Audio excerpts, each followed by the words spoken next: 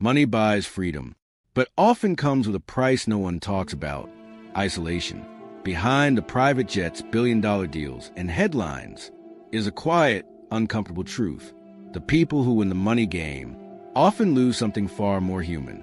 We're taught that wealth is the ultimate goal, that once you make it, everything else falls into place. But what if that's only half the story? What if the road to billions slowly separates you from trust, from connection, even from yourself? Today, we're uncovering the miserable secret of self-made billionaires. Howard Hughes had everything: aviation pioneer, Hollywood producer, one of the richest men in the world. But his life didn't end in triumph. It ended in isolation. As his wealth grew, so did his paranoia. He began to distrust everyone: friends, employees, even doctors. He locked himself away in hotel rooms for months, sometimes years. Curtains closed, lights off, a billionaire living like a prisoner. Money gave him control over the world, but it couldn't give him peace of mind. And in the end, he died alone, disconnected from the very world he once dominated. This isn't just a story from the past. Even today, billionaires face a problem few people understand. Trust becomes rare. When you're worth billions, every conversation carries a question. Do they like me or my money? Take high-profile founders, people who built empires from nothing. They operate in environments where every relationship is strategic, every friendship is questioned, every motive is analyzed. The higher they rise, the smaller their circle becomes. And eventually, they stop letting people in at all. Because when you have everything to lose, trust becomes the most expensive thing in the world. And so they build walls, not just around their homes, but around their lives.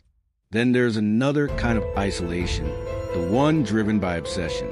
Building something world-changing requires extreme focus, long hours, relentless pressure, sacrifices most people would never accept.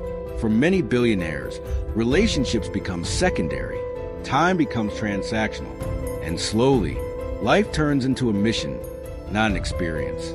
The world celebrates the outcome, the innovation, the disruption, the wealth, but rarely talks about the cost: missed moments, strained relationships, and the quiet loneliness that comes with always being on.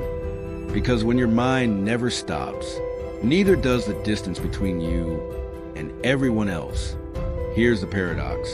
The same traits that create billionaires are the ones that isolate them: extreme discipline, unusual thinking, an almost irrational belief in their vision.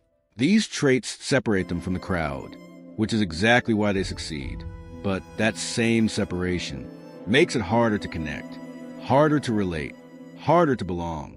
And at the top, there's no one left who truly understands your world. So the question isn't just, do you want to be rich?